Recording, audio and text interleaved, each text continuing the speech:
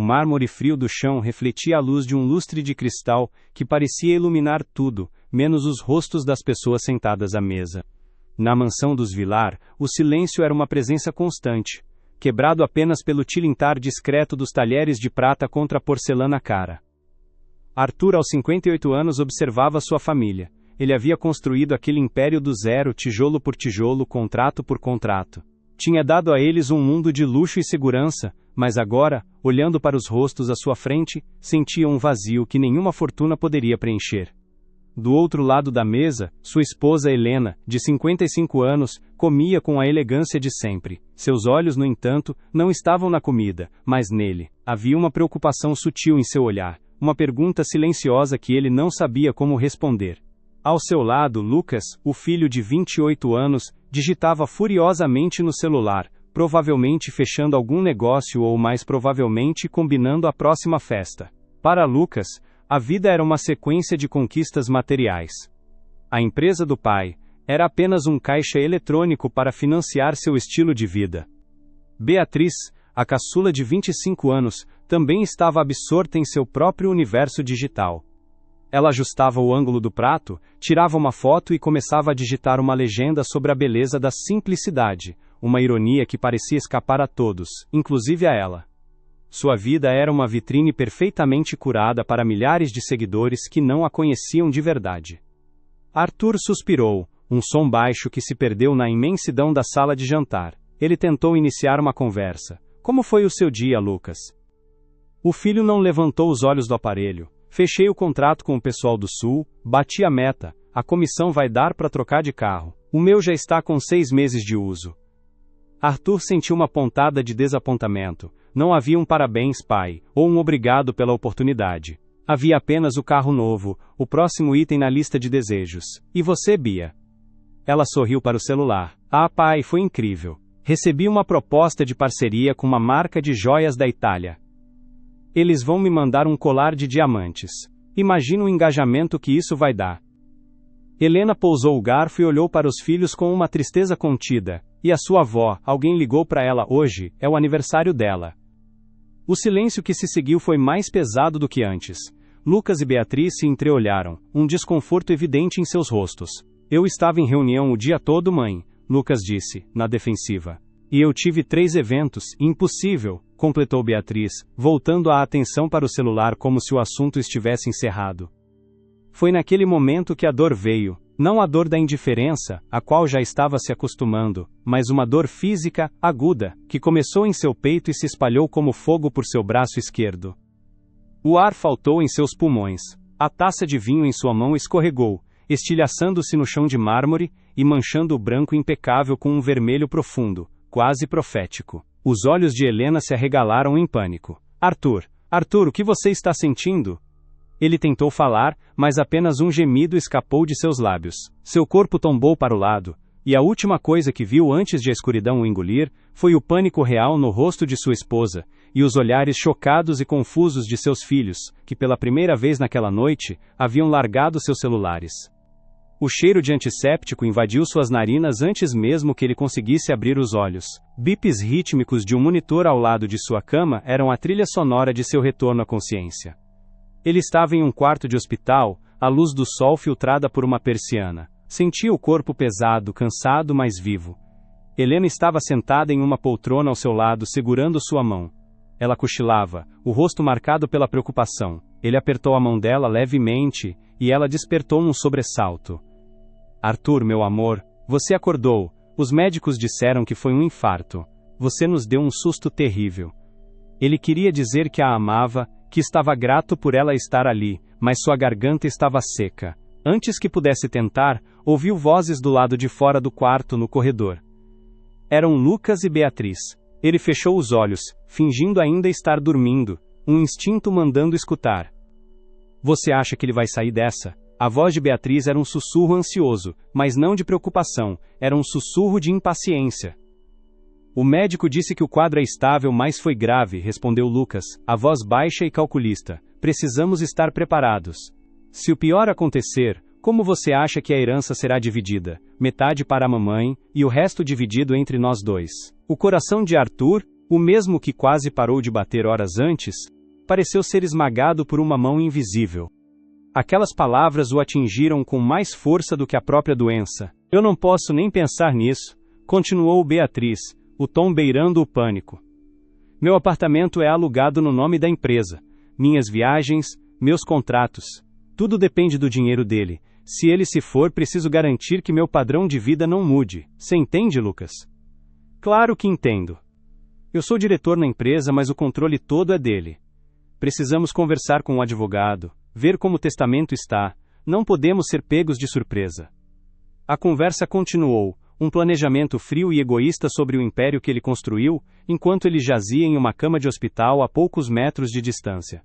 Não houve uma palavra sobre sua saúde, seu bem-estar, seu sofrimento. Havia apenas o dinheiro, a herança, o futuro deles. Para Arthur, aquele foi o segundo ataque cardíaco, um que nenhum médico poderia diagnosticar. Um ataque direto na alma. Os dias seguintes passaram num borrão de exames e recuperação. Fisicamente, Arthur melhorava a cada dia. Os médicos estavam otimistas. Mas por dentro, algo havia se quebrado para sempre. Ele voltou para a mansão, para o luxo, para o silêncio. Helena cuidava dele com uma dedicação comovente, mas os sorrisos e as palavras de carinho de seus filhos agora soavam falsos, ocos. Ele os olhava e só conseguia ouvir a conversa naquele corredor de hospital. Ele passava horas em seu escritório, olhando pela janela de vidro que ia do chão ao teto, observando o jardim perfeitamente cuidado.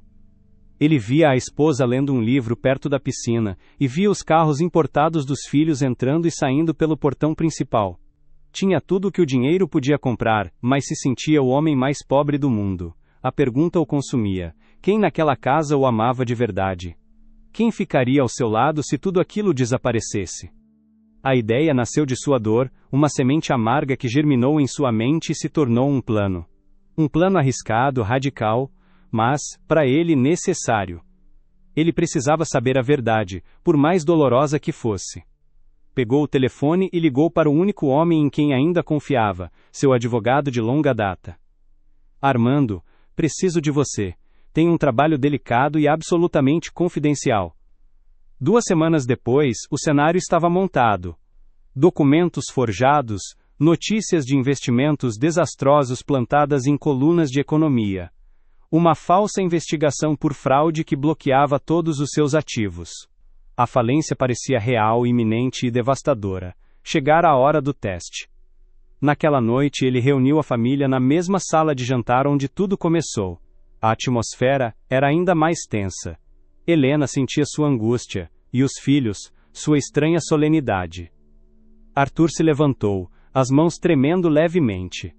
Ele olhou para cada um deles, a máscara de desespero cuidadosamente vestida. Sua voz saiu embargada, carregada de uma dor que era, em parte, real. Eu chamei vocês aqui porque preciso dar uma notícia terrível. Eu cometi alguns erros, investimentos ruins, dívidas que saíram do controle. A empresa está sofrendo uma investigação, nossos bens foram bloqueados. O silêncio na sala era total. Lucas franziu a testa, confuso. O que você quer dizer com isso, pai? Arthur respirou fundo, preparando-se para desferir o golpe final. Eu quero dizer que perdemos tudo, absolutamente tudo. A casa, os carros, as contas bancárias, acabou. Por um instante ninguém reagiu, o choque congelou a todos. Então, o primeiro som cortou o silêncio. Foi o choro agudo e desesperado de Beatriz. Não era um choro de tristeza pelo pai, mas de puro terror. Meu Instagram, minhas parcerias, minha vida acabou. Como vou contar para os meus seguidores que estou pobre? Lucas se levantou de um salto, o rosto vermelho de raiva. Ele apontou o dedo para Arthur.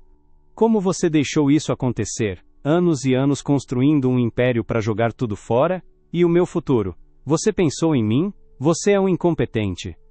As acusações eram como facas, mas Arthur as suportou, observando. Seus olhos se moveram para a única pessoa que ainda não havia dito uma palavra. Helena estava pálida, os olhos arregalados, mas não havia pânico neles. Havia dor, preocupação, mas também uma força silenciosa. Ela se levantou lentamente, contornou a mesa e se aproximou dele. Ignorando os gritos dos filhos, ela pegou a mão trêmula de Arthur entre as suas. Olhou fundo nos olhos dele e, com a voz firme, disse apenas 5 palavras que ecoaram na sala como um veredito. Nós vamos passar por isso, juntos. Naquele momento, em meio à tempestade de sua própria mentira, Arthur sentiu um lampejo de calor. O olhar de Helena não era de desespero pela perda do dinheiro, mas de compaixão por sua dor. Ele olhou para a esposa, que o via como um homem, e depois para os filhos, que o viam como um caixa eletrônico quebrado. A dor da traição era imensa, mas a lealdade inesperada de Helena era uma âncora. O teste havia apenas começado, e as máscaras já estavam caindo. Os dias que se seguiram foram um borrão de caixas de papelão e despedidas silenciosas dos poucos empregados que ainda restavam.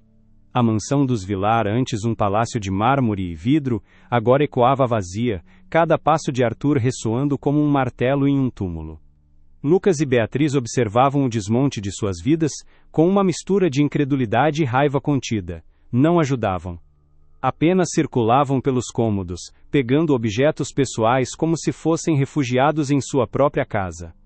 O novo lar era um apartamento de 2 quartos em um bairro movimentado da Zona Leste, um lugar onde a vida pulsava de uma forma que eles desconheciam. O cheiro de flores frescas do jardim da mansão foi substituído pelo odor de mofo vindo de um pequeno vazamento no banheiro e pelo cheiro de fritura que subia da janela do vizinho. O silêncio sepulcral foi trocado pelo barulho incessante de ônibus, sirenes e conversas altas que invadiam o ambiente sem pedir licença. Helena, no entanto, movia-se pelo espaço acanhado com uma determinação serena.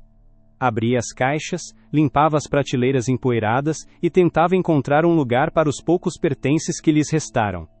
Vamos arrumar um lugar para cada coisa, ela dizia com um sorriso cansado. Vai ficar aconchegante. Aconchegante? Beatriz debochou, olhando com nojo para a parede amarelada da sala. Isso aqui é um buraco, mãe. Como você pode estar tão calma? Nossa vida acabou? Nossa vida não acabou, Beatriz. Nós apenas mudamos de endereço, respondeu Helena, a voz firme, mas sem agressividade. Lucas chutou uma caixa com frustração. Mudamos de endereço para o inferno. Eu era um diretor. Eu tinha um status, um nome. Agora não tenho nada. Como você espera que eu olhe na cara dos meus amigos? Arthur observava tudo de uma poltrona velha que veio com o apartamento. Cada palavra era uma confirmação dolorosa. Ele se mantinha no papel do homem derrotado, o rosto afundado nas mãos, os ombros curvados pelo peso de um fracasso que não existia. Mas por trás daquela máscara, seus olhos registravam tudo. A futilidade de Beatriz, a arrogância ferida de Lucas, a dignidade inabalável de Helena. A primeira semana foi uma tortura. Beatriz passava os dias trancada no quarto, chorando ao ver suas amigas postando fotos de viagens a Paris e jantares em restaurantes estrelados. Tentou fazer uma postagem sobre resiliência e simplicidade, com uma foto da janela do apartamento, mas os comentários foram cruéis. As pessoas a chamavam de fraude. A marca de joias italiana cancelou o contrato. Sua carreira, construída sobre a areia movediça da ostentação, desmoronou em questão de horas. Lucas saía todas as manhãs, dizendo que ia procurar emprego, mas voltava no fim do dia com o cheiro de álcool e derrota. Os amigos que antes o cercavam em festas agora não atendiam suas ligações. Certa tarde, Arthur o ouviu no telefone implorando a um antigo colega. Cara, eu preciso de uma ajuda, qualquer coisa. Uma vaga de assistente, sei lá. A resposta do outro lado foi curta e fria. A chamada terminou, e Lucas socou a parede com força, deixando uma marca na tinta descascada. Você tem noção do que você fez comigo? Ele gritou para Arthur. Eu sou uma piada por sua causa. O ponto de ruptura veio em uma noite chuvosa de terça-feira. A geladeira estava quase vazia. Helena havia preparado uma sopa simples de legumes, o único alimento que conseguiram comprar com o pouco dinheiro que ela guardava. Beatriz olhou para o prato com desprezo. Eu não vou comer isso. Isso é comida de pobre. Lucas empurrou a tigela para longe. Eu cansei desse teatro. Eu não vou viver assim. Ele se levantou, o rosto contorcido pela fúria. Ele olhou para Arthur, que permanecia em silêncio, e as palavras saíram como veneno. Você não é mais meu pai. Você é um fracassado, um homem que destrói o futuro dos próprios filhos não merece respeito. Beatriz se levantou também, os olhos vermelhos de tanto chorar. Ele tem razão, eu não posso mais ficar aqui, eu vou morar com a Renata. Pelo menos a família dela tem o que oferecer. Ela não olhou para o pai. Apenas deu as costas e foi para o quarto fazer as malas. Lucas a seguiu. Arthur não se moveu. A dor daquelas palavras era real, muito mais real do que a falência que ele inventara. Ele sentiu o olhar de Helena sobre si, um olhar de pura compaixão. Ela não disse nada. Apenas se sentou ao lado dele e pegou sua mão. O som das malas sendo arrastadas pelo corredor e a batida final da porta foram a trilha sonora do fim de uma parte de sua vida. O silêncio que se instalou depois era diferente do silêncio da mansão. Não era um silêncio de distância, mas de vazio. Arthur sentiu um calafrio. Seu plano tinha funcionado. Ele tinha sua resposta.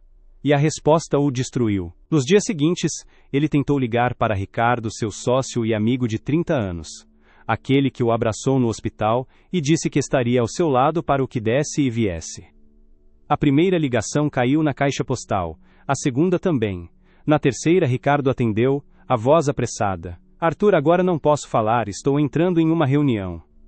Te ligo depois. A ligação nunca veio. Arthur enviou uma mensagem pedindo ajuda, um conselho, qualquer coisa. A mensagem foi visualizada e jamais respondida. A traição do amigo, silenciosa e covarde, foi a última pá de cal em sua fé na lealdade masculina. Enquanto Arthur se afundava em sua tristeza calculada, Helena florescia na adversidade. Um dia, ele acordou com um som suave e rítmico vindo da sala. Era Helena, sentada em frente a uma velha máquina de costura que ela guardara por décadas. Ela havia conseguido alguns pequenos consertos de roupa com os vizinhos. O dinheiro era pouco, mas era honesto, era deles. Ela começou a vender coisas sem que ele soubesse, um par de brincos de pérola, um relógio antigo. Peças que tinham valor sentimental, mas que para ela, valiam menos do que a dignidade de ter comida na mesa. Ela nunca reclamou. Pelo contrário, parecia mais leve, mais viva.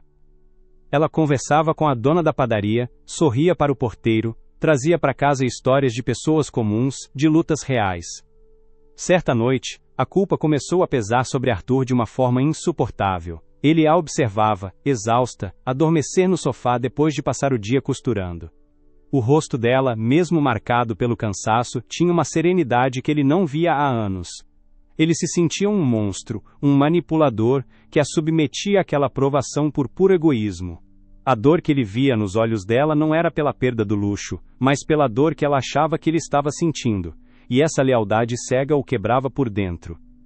Ele foi até a janela e olhou para as luzes da cidade. A sua mentira tinha se tornado uma prisão.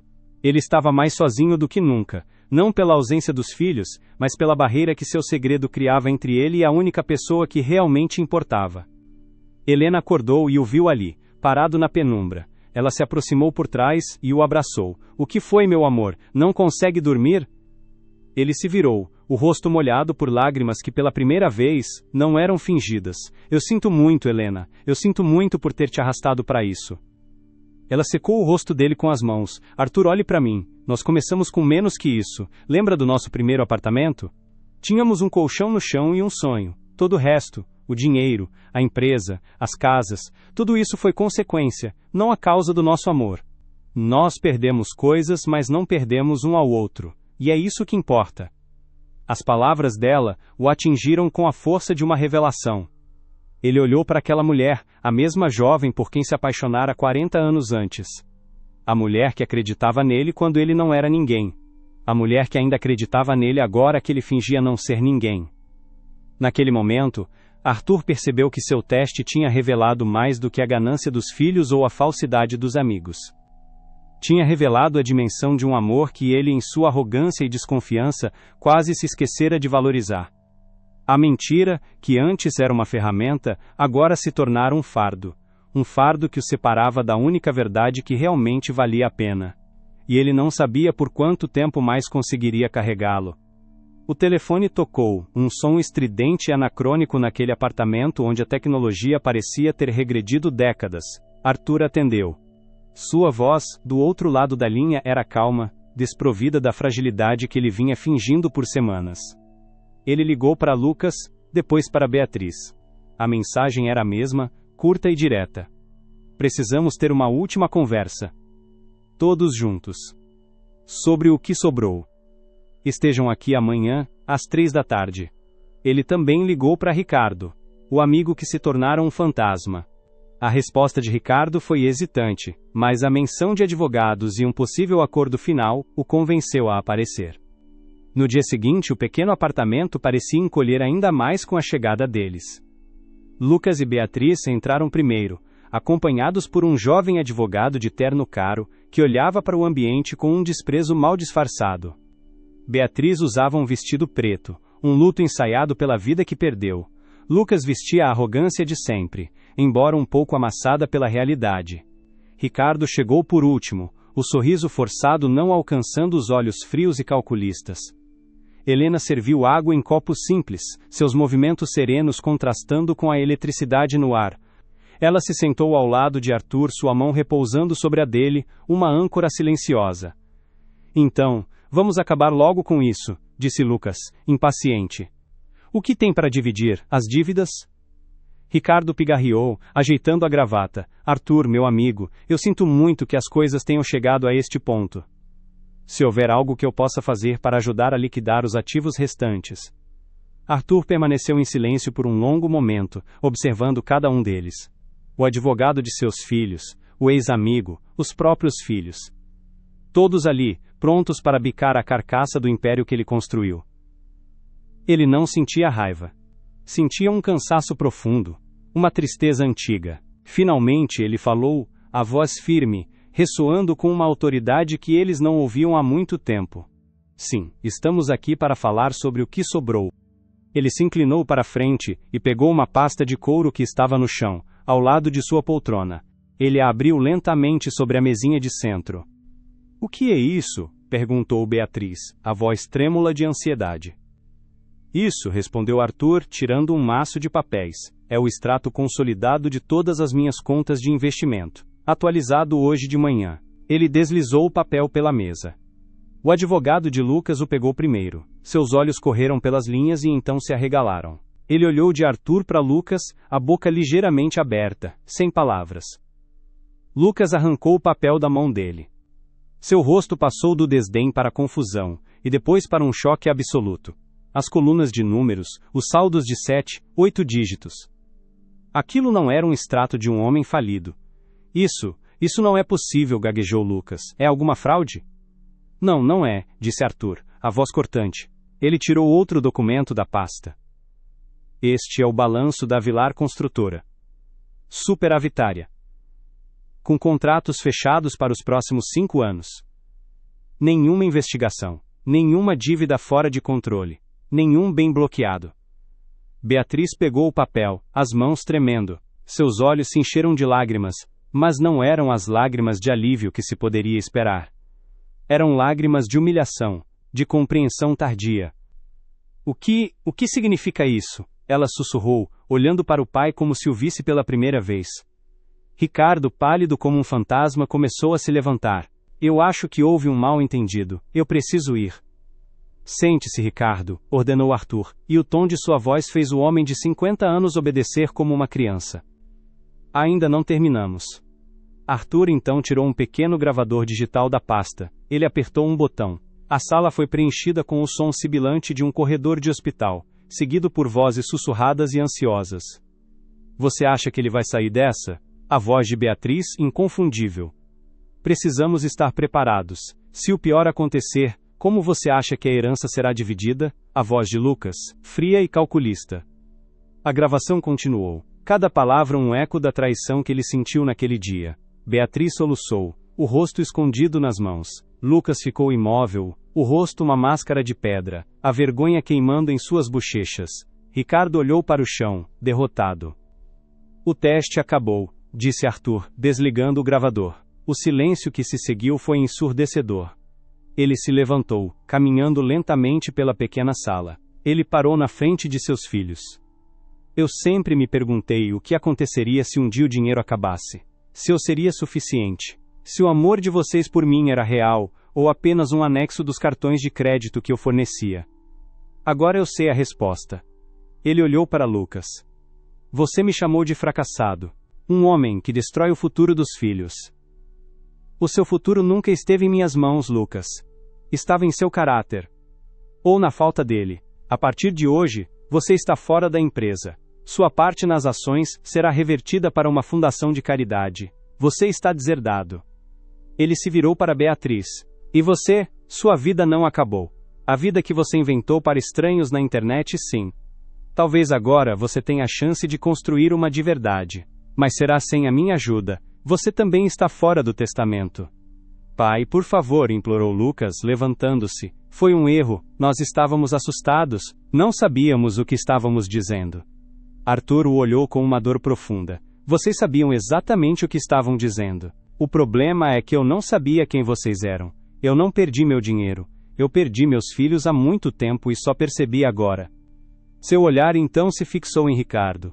30 anos de amizade, jantares, viagens, confidências, você me abraçou no hospital, Ricardo. Me prometeu seu apoio. E depois, virou as costas no primeiro sinal de problema. Nossa amizade termina hoje. Qualquer vínculo profissional que ainda exista será dissolvido pelos meus advogados. Os filhos e o ex-amigo ficaram paralisados. As sentenças de Arthur pairando no ar como uma condenação final. Não havia mais nada a ser dito. Eles pegaram suas coisas e saíram em silêncio. A arrogância substituída por uma vergonha esmagadora. O advogado os seguiu, sem ousar olhar para trás. A porta se fechou, e o apartamento pareceu respirar aliviado. Arthur ficou de costas para a porta, os ombros finalmente cedendo ao peso de tudo aquilo. As lágrimas que ele segurou por tanto tempo finalmente rolaram por seu rosto. Ele se virou para Helena, que o observava com uma compaixão infinita. Seus olhos também estavam marejados, não de alegria pela fortuna recuperada, mas de compreensão pela dor que ele teve que atravessar. Me perdoe, Helena, ele disse a voz embargada. Me perdoe por essa mentira, por ter feito você passar por tudo isso. Ela se aproximou e o abraçou com força. Não há nada a perdoar. Eu não passei por nada. Eu estive com você. É o único lugar onde eu sempre quis estar. Ele assegurou, sentindo o calor e a força daquela mulher que era sua verdadeira fortuna. Ele pegou um último documento da pasta, o único que realmente importava. Isso é para você, ele entregou a ela. Helena abriu o papel, era uma alteração no contrato social da empresa, uma transferência de 50% de todas as ações para o nome dela. Arthur, eu não quero isso, ela disse, tentando devolver. Não é um presente, Helena, é um reconhecimento, um acerto de contas. Você sempre foi a sócia mais importante deste império, o império da nossa vida. Eu só fui tolo demais para não vereador. Ela o olhou, e no fundo de seus olhos, ele viu o reflexo daquele jovem casal com um colchão no chão e um sonho no coração. Eles haviam perdido os filhos, os amigos, a ilusão de uma vida perfeita. Mas ali, naquele pequeno apartamento em meio aos destroços de uma família quebrada, eles haviam reencontrado um ao outro. E, pela primeira vez em muitos anos, Arthur se sentiu verdadeiramente rico. 6 meses se passaram. O mármore frio da mansão deu lugar à madeira quente de uma casa de campo. O silêncio opressor foi substituído pelo som do vento nas árvores e pelo canto dos pássaros ao amanhecer. Arthur não administrava mais o império de concreto e aço, mas um pequeno jardim nos fundos, onde ele e Helena plantavam tomates e manjericão. O cheiro de terra molhada pela manhã era, para ele, mais valioso do que o aroma de qualquer charuto cubano. Ele nunca mais viu Ricardo. Soube por Armando, seu advogado, que o ex-amigo havia perdido a credibilidade no mercado. A notícia de sua traição se espalhou silenciosamente pelos círculos empresariais, e as portas começaram a se fechar. A inveja que ele nutriu por 30 anos o consumiu por dentro, deixando para trás um homem amargo e solitário. Quanto aos filhos, as notícias chegavam como ecos distantes de um mundo que já não era o seu. Certa vez, ao passar de carro por um bairro comercial, Arthur viu Lucas.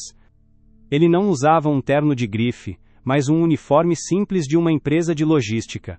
Estava em pé, na calçada com uma prancheta na mão, o rosto cansado e anônimo na multidão. Seus ombros, antes eretos de arrogância, estavam curvados. Por um instante, seus olhares se cruzaram através do vidro do carro.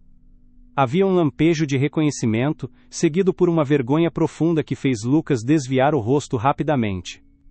Arthur sentiu uma pontada de dor, não de satisfação, mas de uma tristeza paterna que talvez nunca o abandonasse. Ele acelerou, deixando para trás o filho que precisou perder tudo para, talvez, começar a se encontrar. Beatriz tentou se reinventar. Criou um novo perfil, falando sobre superação e a busca pela essência. Mas sua audiência, acostumada ao luxo e à fantasia, não se interessou pela realidade. Seus números despencaram, as parcerias não voltaram. Ela agora trabalhava em uma loja de roupas em um shopping, dobrando peças que antes exibia em viagens internacionais. A vida real, sem filtros e curtidas, se mostrou um juiz implacável. Naquela manhã, Helena entrou na cozinha com uma xícara de café fumegante. Ela sorriu ao ver Arthur olhando pela janela, perdido em pensamentos. No que tanto pensa? Ela perguntou, abraçando-o por trás. Ele se virou e segurou as mãos dela, as mesmas mãos que costuraram para colocar comida na mesa, as mesmas que o seguraram quando ele achou que ia desmoronar. Eu estava pensando em como somos ricos, ele disse à voz serena. Helena riu suavemente. Ricos, Arthur, nós doamos quase 80% da fortuna. Temos o suficiente para viver bem, mas não somos mais os Vilar do topo da lista da Forbes. Arthur balançou a cabeça, um sorriso genuíno iluminando seu rosto pela primeira vez em anos. Não, meu amor. Nós nunca fomos tão ricos. Eu passei a vida inteira acumulando coisas, construindo paredes, medindo sucesso em metros quadrados e saldos bancários. Eu precisei quebrar tudo. Destruir meu próprio castelo, para finalmente entender. A verdadeira riqueza não está no que a gente constrói para o mundo ver, mas no que a gente cultiva aqui dentro. Ele a puxou para mais perto, o cheiro do café se misturando ao da manhã no campo. Eles ficaram ali, em silêncio, observando o sol nascer sobre as colinas. O dinheiro ainda existia, guardado e seguro, mas não era mais o centro de suas vidas. Era uma ferramenta, não um propósito. Um meio, não um fim. Ao entardecer, eles caminhavam de mãos dadas por uma trilha perto de casa. A luz dourada do sol poente pintava o céu, e as silhuetas dos dois se projetavam longas no caminho de terra. Não havia mais a necessidade de palavras para preencher o vazio. O silêncio entre eles agora era de cumplicidade, de um entendimento profundo que nenhuma conversa de negócios ou planejamento de herança poderia alcançar. Às vezes, é preciso perder tudo para descobrir o que realmente importa. Arthur buscou a verdade no fundo do poço e encontrou um tesouro que dinheiro algum pode comprar, um amor que sobrevive à tempestade. Ele aprendeu, da forma mais dura, que a verdadeira riqueza não está no que temos, mas em quem temos ao nosso lado quando não temos nada. Se essa história sobre lealdade e amor verdadeiro tocou seu coração, não se esqueça de deixar o seu like e se inscrever no canal para mais narrativas como esta. E agora, queremos saber sua opinião nos comentários. Você acha que a atitude do Arthur foi extrema demais, ou foi a única maneira de descobrir a verdade? Sua família passaria nesse teste?